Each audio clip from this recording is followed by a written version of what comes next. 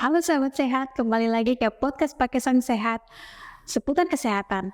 Kembali lagi hari ini kita akan membahas tema tentang tips berpuasa untuk pasien diabetes.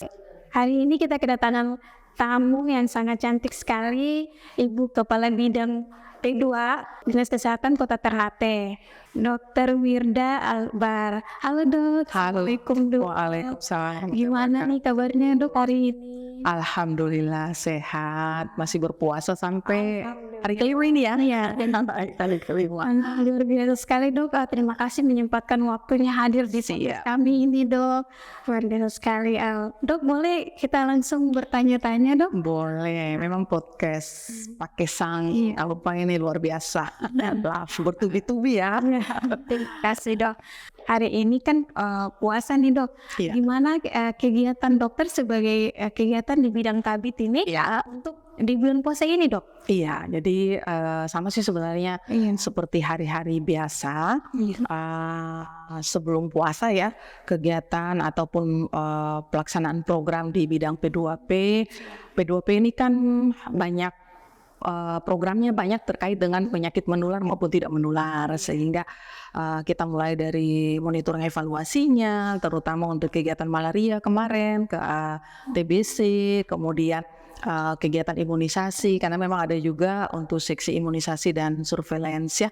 Kemudian kita juga lagi sementara melakukan persiapan karena alhamdulillah Kota Ternate kemarin kan kita lagi merayakan Hari Obesitas Sedunia ya kan. Nah, Kota Ternate terpilih sebagai kota yang nantinya akan menyelenggarakan kampanye obesitas.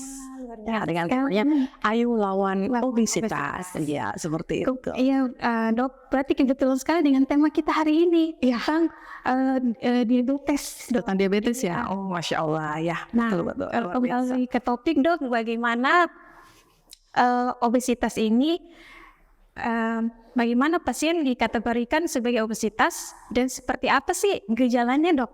Oke, baik. Sebenarnya obesitas itu adalah suatu kondisi keadaan di mana asupan ya, jadi ada ketidakseimbangan asupan dan pengeluaran. Jadi yang masuk yang torang makan dan yang tong gunakan sebagai energi itu tidak seimbang. Lebih banyak torang makannya dibandingkan orang bergerak. Jadi sebenarnya ada perubahan pola perilaku, di mana pola perilaku yang lebih utama adalah makan banyak kemudian kurang bergerak, sehingga dalam jangka waktu yang panjang terjadilah penumpukan lemak.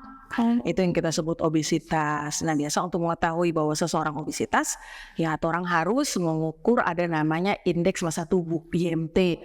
Jadi ukur berat badannya dulu, kemudian tinggi badan, kemudian dihitung. Jika IMT-nya di atas 27, cut off-nya berarti itu kita dikategorikan menyandang obesitas. Dan ternyata Kota Ternate itu penyandang obesitasnya Masya Allah 39%. Banyak ya. Iya.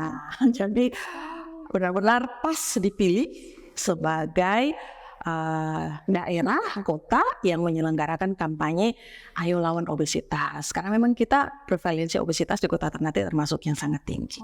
Baik dok. 9%. Iya, berarti nanti yang acara yang akan diselenggarakan ini semuanya pengunjung maupun staf-staf semua di screening dok? Iya, jadi sebenarnya nih screening obesitas itu sudah dilaksanakan oleh teman-teman di puskesmas, 11 puskesmas di Kota Ternate. Nah, ini lebih dimaksimalkan lagi untuk screening obesitas. Nah, selain melakukan screening, kita juga nantinya mengharapkan dilakukan ada namanya pantau berat badan. Jadi kita menggunakan ada namanya carta obesitas. Jadi bukan hanya datang ukur dorang berat badan, tinggi badan, tahu IMT, terus kemudian dibiarkan begitu saja tanpa ada edukasi, ya kan? Jadi harus ada edukasi. Ya kalau saya obesitas, apa yang harus saya lakukan? Nah kalau saya obesitas, apa yang terjadi jika saya obesitas, saya penyandang obesitas? Oh, saya akan beresiko nanti seperti judul kita ya, podcast, beresiko kena diabetes, seperti itu. Baik, dok. Kemudian dok, kalau boleh tahu nih dok, apa solusi konkretnya bagi pasien yang terkena obesitas ini dok? Pencegahannya iya. Ini kan sebenarnya ada perubahan perilaku yang terjadi sehingga orang menyandang obesitas, ya kan. Sekarang orang sudah beralih nih, pertama tuh dari pola makan yang dulu tradisional menjadi yang modern, cepat saji, ya kan. Saya kemudian dilarang sebut merek sih, ya biasanya namanya cepat saji lah, gitu ya. Kemudian kita biasanya karena online nih sekarang ya, teknologi ya, nah sudah lebih suka menggerakkan jari daripada menggerakkan kaki. Jadi pesan makanannya melalui online, ya. Terus kemudian lebih banyak marger, tahu kan? Malas gerakan, iya. Padahal yang diharapkan adalah kita beraktivitas itu 30 sampai 45 menit 3 kali dalam seminggu. Jadi kita beraktivitas itu 150 kali dalam seminggu. Nah, jadi beraktivitas fisik itu diantaranya bisa jalan kaki, menyapu, bersih rumah, itu yang kita termasuk ya aktivitas fisik. Kenapa? Karena dia mampu membakar kalori, ya. Kemudian olahraga, apa olahraga ringan yang bisa kita lakukan? Jogging, bersepeda, berenang, ya. Itu juga bisa dilakukan. Nah, ini sekarang lebih banyak orang nonton film, ya. Korea misalnya sambil cemilan, ya, cemilannya banyak banget, kan. Itu yang bikin dalam jangka waktu yang lama terjadilah penumpukan lemak, berat badan bertambah, dan satu yang paling tinggi nih, lingkar perut bertambah. Tahu ya lingkar perut ya? Iya. Ya, saya juga termasuk salah satu yang punya lingkar perut di atas normal. Perempuan itu lingkar perut di atas normal 80, laki-laki 90. Nah, saya punya kemarin 82. Artinya saya menyandang obesitas sentral. Nah, dalam artian saya juga punya resiko nanti jika saya tidak menurunkan ini nih. Ya. Jadi rata-rata kita semua pasti pada saat mengukur lingkar perut, pastilah gitu. Berarti obesitas ini ada dibagi ya, Dok? Iya, kan jadi ada obesitas sentral, ada obesitas, ya. Jadi obesitas itu peningkatan berat badan, dia yang kategori lebih berat. Kalau gemuk kategori ringan. Jadi kalau gemuk itu IMT-nya 25 sampai 27. Baik. Jadi kalau normalnya ya seperti itu. Kalau Dok, kalau kadar gula 170 itu masuk kadar gula apa dulu? Sewaktu. Baik. Itu gimana? Ya.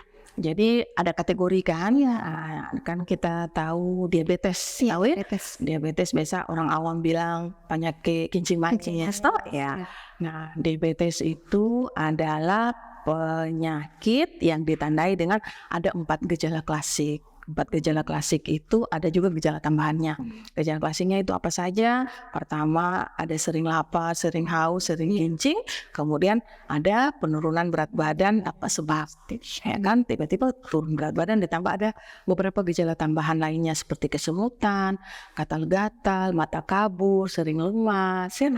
Kemudian untuk diagnosanya, kan ada tadi yang gejala saya sebutkan, harus pemeriksaan yang tadi jelas sebutkan, pemeriksaan gula darah. Nah, gula darah itu bisa periksa sewaktu, bisa periksa gula darah puasa dan 2 jam setelah makan. Kemudian ada lagi satu namanya HbA1c. Nilainya berapa? Kalau ada gejala yang tadi 4 klasik tambah-tambahan, kemudian gula darah puasanya di atas 126, berarti kita terdiagnosa masuk diabetes. Kemudian kalau gula darah puasanya di atas 200, berarti kita masuk kategori juga menderita diabetes. 2 jam setelah puasa di atas 200 juga menderita diabetes. Kemudian HbA1c-nya berapa? Di atas 6,5 atau lebih, itu juga diabetes. Ya, seperti itu. Kalau yang 170 tadi Aci tanyakan bagaimana? Ya, ada kategori namanya prediabetik. Iya, jadi kalau prediabetik itu gula darah sewaktunya 199 sampai batas 200 ya. 140 sampai 199. Nah, jadi kalau dia di 140, tadi 170 ya, berarti kategorinya apa? Prediabetik. Nah, prediabetik itu dalam artian kadar gula darah kita di atas normal, tapi belum bisa kita sebut kita menderita diabetes atau kencing manis. Tapi ingat, resiko prediabetik yang tidak kita ubah perilaku ya, tidak. Jadi kalau kita prediabetik nih, misalnya saya nih, hari ini saya periksa gula darah saya, ya kan, karena saya tahu bahwa saya punya faktor risiko. Orang tua saya menderita DM ya, penyandang. Jadi penyandang DM itu atau biasanya kita sebut diabetesi. Ya, orang tua saya diabetesi misalnya, kemudian saya lingkar perut saya di atas, kan ada faktor risiko yang bisa diubah dan tidak bisa diubah. Yang bisa diubah itu salah satunya ini nih, lingkar perut saya di atas normal. Nah ya, saya kegemukan misalnya, ya kan. Nah, kalau yang tidak bisa diubah, usia. Umur saya 40 tahun nih, nggak bisa kan saya meminta ke Tuhan, ya Allah turunkan saya menjadi 17 tahun, kan tidak bisa diubah. Kemudian saya perempuan ya, saya punya faktor risiko riwayat keluarga menderita menyandang DM, itu kan tidak bisa diubah. Ya Allah, saya mau mengubah ibu saya kan tidak mungkin, ya kan. Ya, jadi saya mengubahnya ke yang tadi, lingkar perut saya, berat badan saya. Nah itu saya beresiko, sehingga karena saya tahu saya beresiko, saya pergilah ke puskesmas untuk periksa gula darah. Begitu periksa tadi Aci bilang 170 tuh dok, bagaimana? Wah saya prediabetik, apa yang harus saya lakukan? Lakukanlah pencegahan dengan ada namanya cerdik. Cerdik ya, Aci sudah tahu itu cerdik? Tidak. Kasih tahu ya, biar semuanya tahu ya. Jadi cerdik itu cek rutin kesehatan. Rutin kesehatan. Ya, E-nya kan asap rokok. R-nya cer kan, R-nya rajin berolahraga atau aktivitas fisik. D-nya apa? Diet sehat atau diet seimbang. Cerdik di istirahat cukup. Istirahat cukup tuh berapa jam? 6-8 jam tidur cukup, bukan tidur siang ya, tidur malam. 6-8 jam. Kemudian terakhir apa?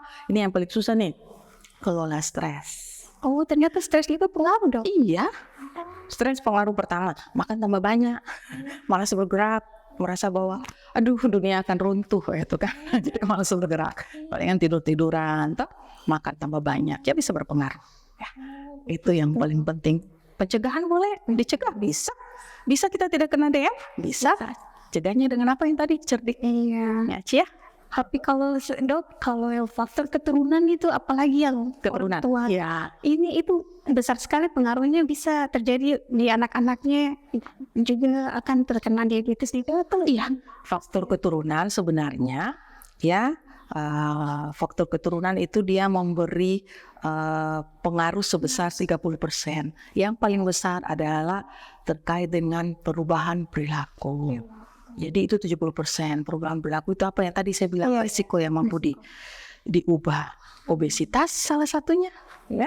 Malas bergerak, kurang aktivitas fisik, dia tidak seimbang, merokok itu adalah faktor risiko bersama. Rokok mampu menyebabkan orang bisa menderita semua penyakit tidak menular. DM termasuk penyakit tidak menular ya? Iya. Diabetes termasuk penyakit tidak menular. Oke, baik dok, bagaimana sih tipsnya untuk orang yang terkena diabetes? Tipsnya seperti apa nih dok untuk mereka berpuasa? Gitu. Oke. Tips untuk jadi saya sih sukanya, enaknya bilang adalah puasa yang aman bagi penyandang diabetes. Iya. Karena kenapa kita katakan aman? Karena pertama kita harus melihat dulu kendali diabetik dari seorang diabetesi atau penyandang diabetes. Jadi dia harus tahu dulu HbA1c-nya 3 bulan. Ya, jadi kan HbA1c itu mampu menilai kadar gula darahnya terkontrol itu tidak dalam masa waktu 3 bulan. Nah, jika dia memang terkontrol berarti dia mampu atau aman berpuasa seperti orang yang tidak menyandang DM. Iya, karena kenapa? Karena penyandang DM selama melakukan puasa dia punya faktor risiko juga. Iya, itu mengalami sakit ya, terutama nih faktor risiko apa? Dia nanti bisa jadi hipoglikemi. Iya. Dia bisa nanti jadi hiperglikemi atau dia bisa nanti jadi dehidrasi. Sehingga penting dia tahu bahwa saya aman tidak berpuasa. Nah, alhamdulillah nih pakai sang podcast memberikan edukasi karena 5 pilar untuk kendali glikemik itu salah satunya adalah ini. Pertama, edukasi. Jadi penyandang diabetes harus tahu bahwa pertama, saya aman tidak menjalankan puasa. Caranya apa? Saya lakukan konsultasi ke puskesmas, lakukan konsultasi ke dokter. Karena jangan sampai saya gula darahnya 400, saya ada penyakit penyerta gangguan sakit jantung, sakit ginjal, kemudian saya melakukan puasa. Ini tiba-tiba ternyata saya mengalami dehidrasi berat. Akhirnya ya tidak bisa menjalankan ibadah puasa sampai selesai. Justru nanti rame-rame sama keluarga berbuka puasa atau menjalankan puasa di rumah sakit. Kan kasihan. Jadi pentingnya itu edukasi. Kemudian pentingnya nanti menginformasikan terkait bagaimana melakukan kelola makanan untuk penyandang diabetes. Bagaimana untuk terapinya, bagaimana aktivitas fisik, dan yang paling terpenting, yang terakhir adalah bagaimana penyandang DM mampu melakukan pemeriksaan gula darah secara mandiri. Jadi diharapkan penyandang diabetes punya alat periksa gula darah di rumah. Dan biasanya kalau setahu saya nih ya, itu biasa penyandang diabetes punya di rumah. Jadi bisa dia nanti melakukan kontrol diabetiknya selain dengan HbA1c untuk dia tahu ya, selama dia pengobatan dia bisa tahu nanti sebelum sahur gula darah yang di jari itu. Nah, kan itu tidak membatalkan puasa ya kan, karena terus di jari berapa? Oh, ternyata nilainya normal 126 atau di bawah 126. Oh, saya bisa berpuasa aman. Oh, ternyata 50, berarti saya dalam kondisi hipoglikemia ya, gula darah saya turun, berarti tak boleh. Apalagi dia pengguna insulin misalnya, ya seperti itu. Jadi tipsnya adalah puasa yang aman, ketahui dulu gula darah, kadar gula darah puasa kita. Kemudian yang kedua, tetap diet yang sehat. Jadi dietnya itu harus ada tetap kalori, protein, lemak seimbang. Ya, kemudian istirahat cukup, kemudian tetap melaksanakan sahur. Ya, karena ada kadang kan orang malas nih, orang penyandang DM, saya kalian jam 11 makan aja supaya sebentar saudara bangun lagi ya, itu. Ya, baiknya ya sebenarnya dia harus melakukan sahur. Iya, karena itu tadi 3 risiko yang kita khawatir, hipoglikemi, hiperglikemi, sama dehidrasi. Konsumsi air cukup ya, 6 sampai 8 gelas sehari ya. Kemudian aktivitas fisik, jangan lupa apa yang ringan saja, jalan. Nah, dan menurut beberapa organisasi, sholat tarawih itu merupakan aktivitas fisik. Iya, jadi rajin-rajinlah sholat tarawih. Ke masjid mungkin bisa jalan kaki ya, bagi yang rumahnya dekat. Nah, seperti itu. Itu adalah beberapa tips untuk penyandang diabetes. Mudah-mudahan bisa menjalankan ibadah puasanya sampai selesai, insya Allah, dan selalu sehat-sehat. Seperti itu ya. Baik dok, terima kasih tips-tipsnya dan bagaimana penjelasannya tentang pencegahan, masalah diagnosa pasien diabetes itu seperti apa, kemudian tipsnya yang hari ini dokter jelaskan. Semoga semua para penonton, kita semua harus menjaga pola makan kita, kemudian kita harus terus menjaga fisik untuk selalu tetap beraktivitas, jangan mager kata dokter tadi ya. Jangan malas gerak. Nah, malas gerak itu. Baik dok, terima kasih dokter sudah memberikan sebuah ilmu yang sangat luar biasa hari ini, dan semoga kita bisa untuk mengedukasi juga, entah itu di keluarga, juga di masyarakat setempat juga kita bisa untuk memberikan penjelasan kepada mereka agar mereka juga bisa mencegah penyakit ini untuk menyebar yang lebih parah lagi. Insya Allah. Jadi nanti bawa pulang pakisangnya adalah informasi tentang kesehatan. Baik dok.